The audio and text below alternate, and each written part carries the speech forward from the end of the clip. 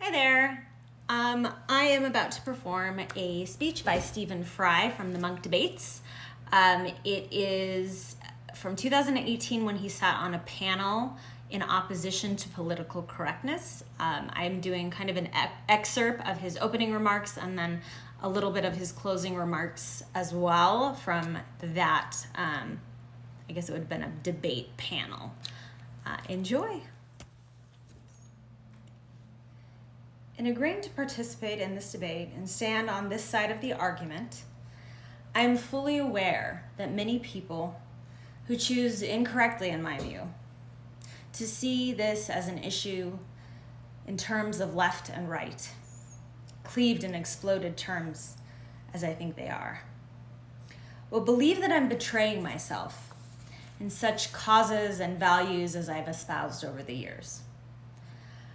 I've been given huge grief already, simply because I'm standing here next to Mr. Peterson, which is the very reason I'm standing here in the first place.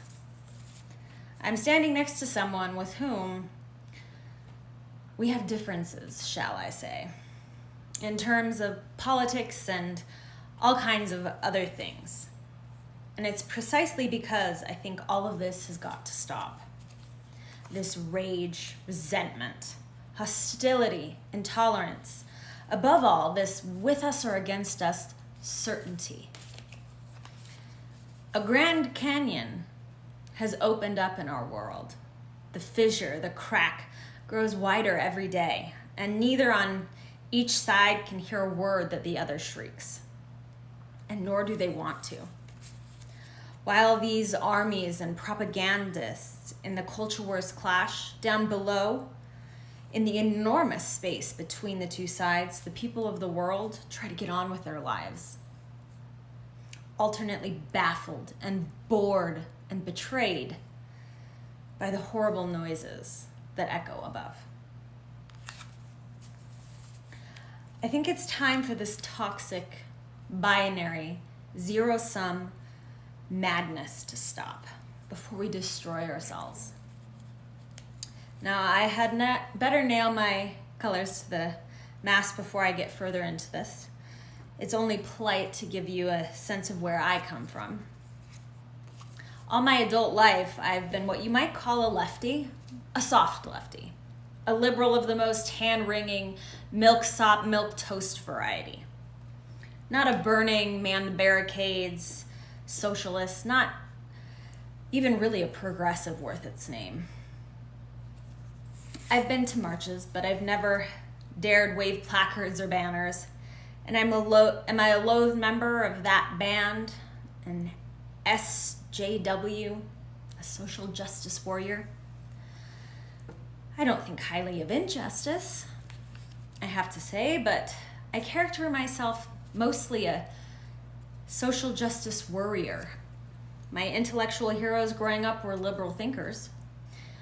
I believed, and I still do believe, I think, in the sanctity of relations and the primacy of heart and friendship and love and common interest. And these are more personal interior beliefs than they are political exterior convictions, more a humanistic version of religious impulse, I suppose. I trust humanity. I believe in humanity. I think I do, despite all that's happened in my 40 years of adulthood. But I'm soft, and I can be easily swept away by harder hearts and harder intellects. Sometimes I'm surprised to be called an activist, but over time I have energetically involved myself in what you might call causes. Naturally, I want racism and misogyny and homophobia, bullying, bigotry, intolerance of all humankinds to end. And surely it's a given amongst all of us. The question is how such a golden aim can be achieved. You see, my ultimate objection to political correctness is not that it combines so much of what I've spent a lifetime loathing and opposing, the preachiness, the piety and self-righteousness, the heresy hunting and denunciation, shaming, assertion without evidence, accusation, inquisition, and censoring. No, that's not why I'm incurring the wrath of my fellow liberals by standing on this side of the house. My real objection is that I don't think political correctness works. I want to get to the top of that golden hill, but I don't think that's the way we get there. I believe one of the greatest human failings is to prefer to be right than to be effective. And political correctness always seems obsessed with how right it is, without thinking of how effective it might be. Now, I wouldn't cast myself as a classic libertarian, but I do relish transgression. And I deeply and instinctively distrust conformity and orthodoxy. Progress is not achieved by preachers or guardians of morality. But to paraphrase Yevgeny Zamyatin, by madmen, hermits, heretics, dreamers, rebels, and skeptics. See, my objection has always been towards orthodoxy. I'm a heterodox and a contrarian. I can't help myself. I think there's been an underestimation of the fact that language does affect people, young people in particular. I don't think that we should underestimate how this feeling is prevalent in our culture, this strange paradox that liberals are somehow illiberal in their demand for liberality. They are exclusive in their demand for inclusivity. They're homogenous in their demand for heterogeneity.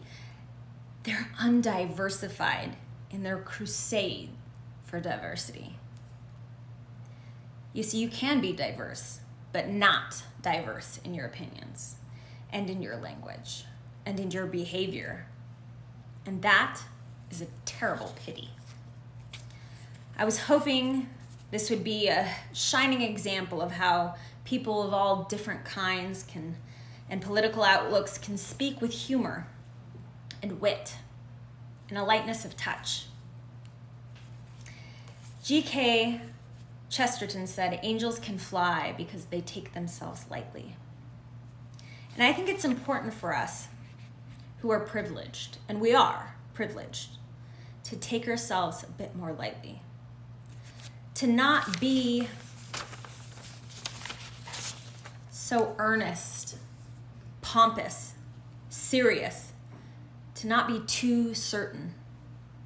It is a time, I think, for really engaging emotionally, fulfilling, passionate, and positive doubt. Thank you.